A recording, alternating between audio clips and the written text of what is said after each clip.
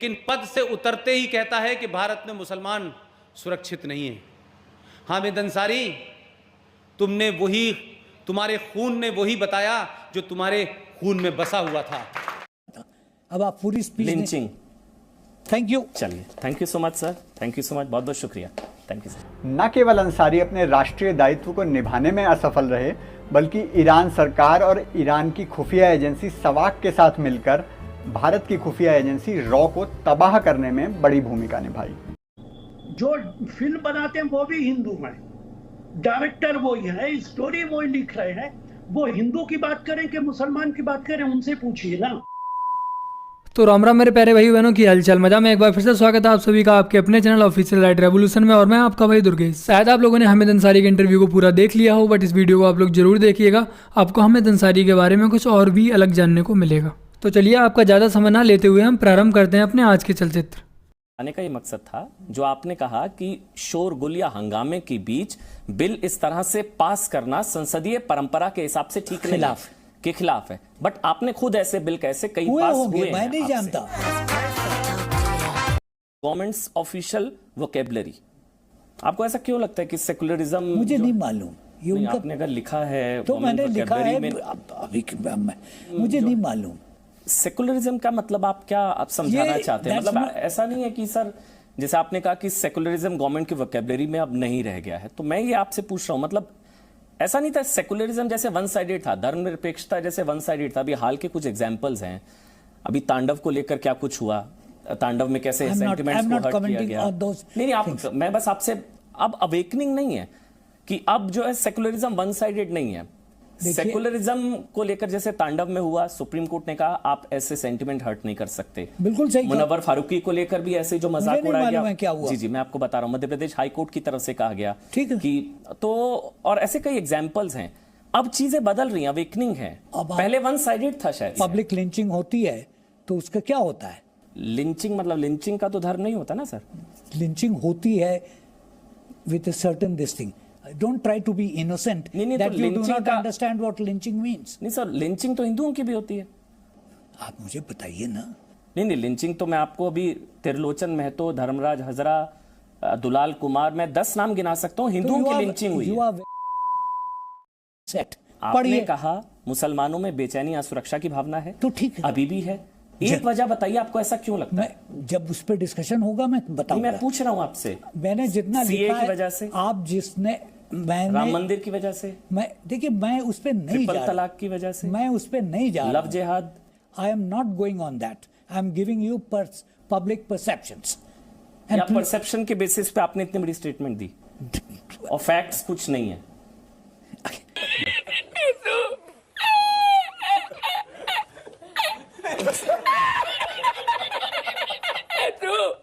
एक वजह बताइए आपको क्यों लगता है मुसलमान असुरक्षित है? माय डियर चैप, सर पता है एक चीज मैं बताता हूँ, आज मैं आपका इंटरव्यू करने आ रहा था। हाँ। तो मैंने कुछ लोगों से बात की, सुनिए ना। हाँ। मैंने कुछ लोगों से बात करी, उनका भी नाम बता दीजिए। जी मैं बता दूंगा सर, मैं बता दूंगा। उन्होंने बताया कि आप सर 10 साल देश के उपराष्ट्रपति रहे। ठीक रहा। सर्वपल्ली राधाकृष्णन के बाद आप दूसरे ऐसे शख्स हैं जिन्होंने लगातार दूसरा काल राष्ट्रपति, उपराष्ट्रपति का, राज्यसभा के सभापति रहे, अलीगढ़ मुस्लिम यूनिवर्सिटी के वाइस चांसलर रहे, आप राष्ट्रीय अल्पसंख्यक आयोग के अध्यक्ष रहे, तमाम देशों में आप भारत के राजदूत से लेकर सारे रहे। इतना कुछ जो है देश ने आपको दिया, लेकिन आपको अभी भी आप कहते हैं कि देश में आपका धर्म नहीं देखा आपको देखते हुए। ये सारी चीजें आपने, इस देश ने इतना कुछ आपको दिया, फिर भी आपने कार्यकाल के अंतिम दिन आपने कह दिया कि देश में मुस्लिम असुरक्षित। My dear sir, will you please name the person who told you this and I'll tell you why. बताइए अगर मैंने गलत कहा है तो। आप कहिए ना, किसने कहा आपसे? मैं बता रहा हूं आपसे। चलिए मैं आपसे सवाल पूछ रहा हूं। आपने की? नहीं बताइए कुछ अगर गलत है तो, सवाल गलत है। मैं आपको नहीं कहता सही है गलत, but if you have come to do this then you better not come. हाँ, मैं कह सकता हूं हामिद अंसारी जी कि मैं आपकी पुस्तक का प्रचार करने नहीं, मैं तो सवाल पूछने आया था। नहीं आप जरूर प्रचार कीजिए। मैं पुस्तक का प्रचार तो नहीं ना, मैं जैसा the book shall stand or fall on its own. It has been written. शुभकामनाएं हैं किताब के लिए, बधाई है हामिद अंसारी जी। लेकिन मेरा काम पुस्तक का प्रचार ना करना है, 70 साल जैसा गोदी मीडिया रहा, मैं वैसा नहीं, मुझे तो सवाल पूछने पड़ेंगे सर। मैं तो सवाल पूछूंगा ना सर। आपने कहा कि मुसलमान आज सुरक्षित है। गोदी मीडिया तो आपने शब्द यूज किया है, मैंने तो नहीं किया है। नहीं, क्योंकि वो सवाल वो पसंद होगा जो सवाल नहीं पूछ रहा है, जो किताब का प्रचार करेगा। मैं नहीं कर सकता ना हामिद अंसारी जी, मैं तो सवाल पूछूंगा, आपकी स्टेटमेंट्स हैं। आप मुझे एक वजह बताइए जिस वजह से आपको लगता है कि मुसलमानों में आज सुरक्षा की भावना है। 1 मिनट जब आपको 1 minute please let me finish. जी बोलिए सर, बोलिए। Did I invite you for this discussion? नहीं। You came, why did you come? जी, सवाल पूछने के लिए। क्यों? क्योंकि आप उपराष्ट्रपति रहे, मैं सवाल पूछने आया हूं आपसे। किताब को सवाल ना पूछूं, आप किताब सवाल ना पूछूं मैं आपसे सर, आप जैसा कहेंगे मैं आगे बढ़ जाऊंगा। आप किताब को रिव्यू कीजिए। नहीं सर, मैं पुस्तक का प्रचार नहीं करने आया। आगे स्वाद गजब बेइज्जती है। इजाजत दे। आपने अगर कहा मुसलमानों में बेचैनी और असुरक्षा की भावना है, तो इसमें क्या अजीब बात कही? एक वजह तो बताइए, आपको ऐसा क्यों लगता है? आपका क्या धर्म देखा इस देश के? आप 10 साल उपराष्ट्रपति रहे, अलीगढ़ मुस्लिम यूनिवर्सिटी के वाइस चांसलर रहे, आप जो है राष्ट्रीय अल्पसंख्यक आयोग के अध्यक्ष रहे, यूएन में परमानेंट रिप्रेजेंटेटिव रहे, आप तमाम देशों में भारत के राजदूत रहे, सब कुछ आप रहे। आखिरी दिन आपने कह दिया कि मुसलमान असुरक्षित, इसलिए कि हैं। अच्छा हैं। समझे? आप भी? मैंने तो नहीं कहा कि मैं हूं, क्योंकि आप भी मुसलमान, मतलब आप भी हैं सर। Very well versed. समझे? तो सर लिंचिंग का धर्म तो वो तो लॉ एंड ऑर्डर है। हाँ, तो लॉ एंड ऑर्डर पे एक्शन होता है कि नहीं होता है? जी। यू जज the government by law and order. तो धर्म देखकर थोड़ी ना सर, लिंचिंग का थोड़ी ना धर्म होता है। तो क्या देख के होता है? क्योंकि लिंचिंग तो हिंदुओं की भी होती है सर। तो वो भी गलत तो है। हिंदू भी इनसिक्योर है, मतलब ठीक हो सकता है इनसिक्योर। अच्छा, there is a lot of insecurity in the general public on certain situations, irrespective of religion. When तो मुसलमानों में असुरक्षा की भावना है, ऐसा नहीं है। मैं जिस चीज पे जिस कॉन्टेक्स्ट में जिक्र कर रहा था मैंने कह दिया था उसमें। हिंदुओं में भी असुरक्षा की भावना है लिंचिंग की वजह से। हो सकता है ईसाइयों में, जिसका धर्म से कोई लेना देना नहीं है। बस सर यही तो मैं आपसे तो आपने कहा मुसलमान, साले का खोपड़ी तोड़ साले का। अब आप पूरी स्पीच लिंचिंग। Thank you. चलिए, thank you so much sir, thank you so much, बहुत बहुत शुक्रिया, थैंक यू सर। जो फिल्म बनाते हैं वो भी हिंदू हैं, डायरेक्टर वही है, स्टोरी वही लिख रहे हैं। वो हिंदू की बात करें कि मुसलमान की बात करें, उनसे पूछिए ना। हिंदुस्तान के कितने मुसलमान हैं जिन्होंने कम्युनल बात की है? नहीं, आप तांडव के केस में कम से कम ऐसा नहीं कह सकते। के खिलाफ बात करते। अगर आप तांडव के केस में आप कह रहे हैं तो वो दोनों जो किरदार निभा रहे थे राशिद अल्वी जी, वो और जिन्होंने माफी मांगी है वो दोनों शांति प्रिय दूसरे धर्म से हैं। और दोनों की इतनी हिम्मत थी कि गाली और माता सीता और प्रभु राम को लेकर वो सब कहा गया। ये अगर उल्टा होता ना तो कमलेश तिवारी हो जाता सर, मुझे कहना नहीं चाहिए। ये चीजें उल्टी होती हैं तो शार्ली एब्दो आतंकी हमला हो जाता है। लेकिन पद से उतरते ही कहता है कि भारत में मुसलमान सुरक्षित नहीं है। हामिद अंसारी, तुम्हारे खून ने वही बताया जो तुम्हारे खून में बसा हुआ था। तुमने इस देश के 80 करोड़ हिंदुओं के विश्वास को ठेस पहुंचाई कि हमने तुम्हें महान बनाने की कोशिश की, हमने तुम्हें बड़ा बनाने की कोशिश की, हमने कहा कि जो तुम चाहते हो, जो तुम्हारी अहलियत है उसके हिसाब से बड़े हो जाओ। लेकिन तुमने अपने अंदर उस गद्दार खून को बाद में बता दिया कि मैं हूं तो बेसिकली गद्दार। इसीलिए हामिद अंसारी को देखिए, इसीलिए एक एक्टर 2015 में आमिर खान को डर लग रहा था कि यह देश सुरक्षित नहीं है। 2018 में नसरुद्दीन शाह को डर लग रहा है। तो यह क्या वजह है कि उनका पॉलिटिशियन हो, उनका चीफ जस्टिस हो, उनका खिलाड़ी हो। एक खिलाड़ी था अजहरुद्दीन, क्रिकेट का खिलाड़ी था अजहरुद्दीन, आपको पता है। जब तक वो भारत का कैप्टन रहा तब तक तो कोई समस्या नहीं थी। इस देश ने लाखों करोड़ों दिया, इस देश ने उसको बड़े बड़े पुरस्कारों से को नवाजा। लेकिन जब वो खिलाड़ी मैच फिक्सिंग में पकड़ा जाता है तो कहता है मैं मुसलमान हूं इसलिए मुझे फंसाया जा रहा है। लेकिन इस देश के सेकुलर निजाम में किसी मुसलमान की गद्दारी को गद्दारी कहना सेकुलरिज्म को गाली देना माना जाता है।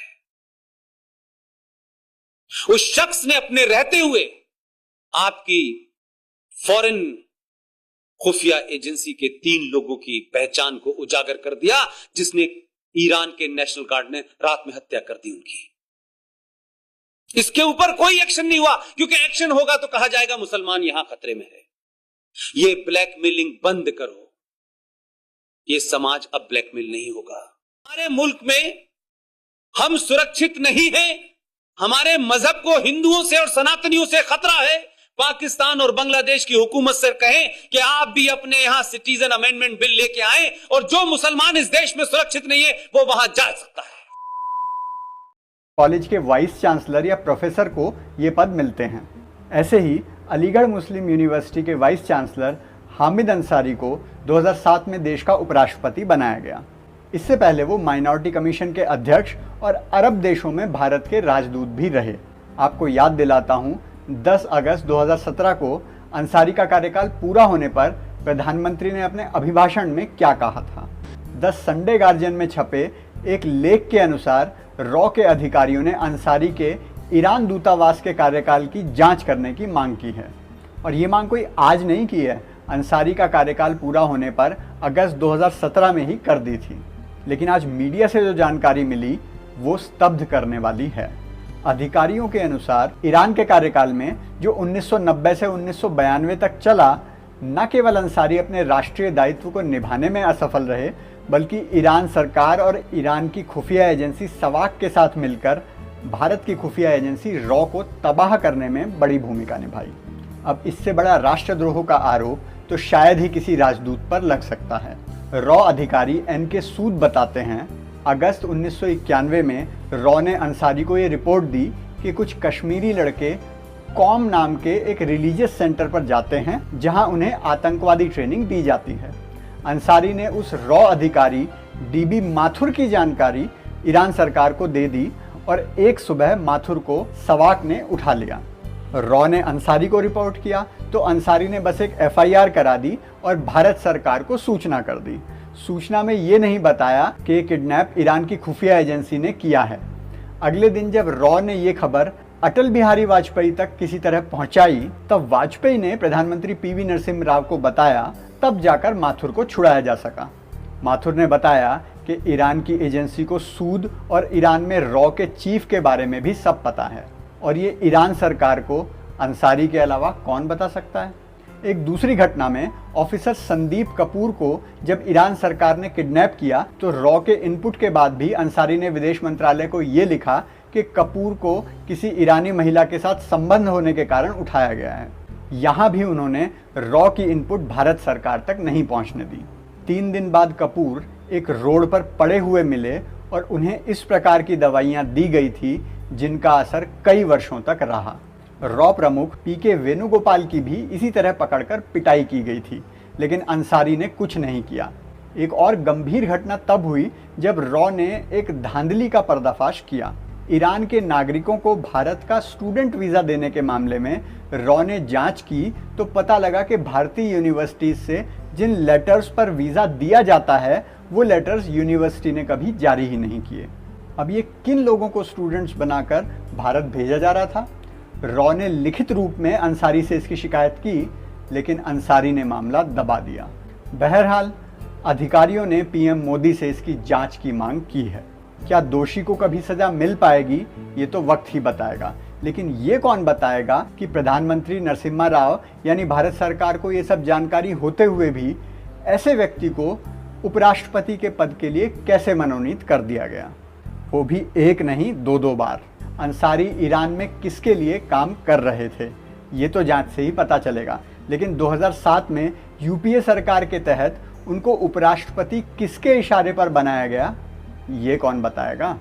भारत को इतना खतरा पाकिस्तान से नहीं है जितना देश में छुपे बल्कि अब तो खुले घूमते पाकिस्तानियों से है। अगर आपने वीडियो को अब तक लाइक नहीं किया तो लाइक जरूर कर दीजिएगा, जिससे कि अपनी वीडियो की रीच बराबर बनी रहे। वीडियो को पूरा देखने के लिए आप सभी का तहे दिल से बहुत बहुत धन्यवाद। आशा करता हूँ कि आज की वीडियो आप सभी के लिए बहुत अच्छी लगी होगी। आपको वीडियो कैसी लगी मुझे कमेंट सेक्शन में अपने विचार जरूर दीजिएगा, और यदि आपने अपना चैनल अब तक सब्सक्राइब नहीं कर रखा है तो प्लीज़ ज़रूर सब्सक्राइब कर लीजिएगा, साथ में बेल आइकन को ऑल पे सेलेक्ट करना मत भूलिएगा।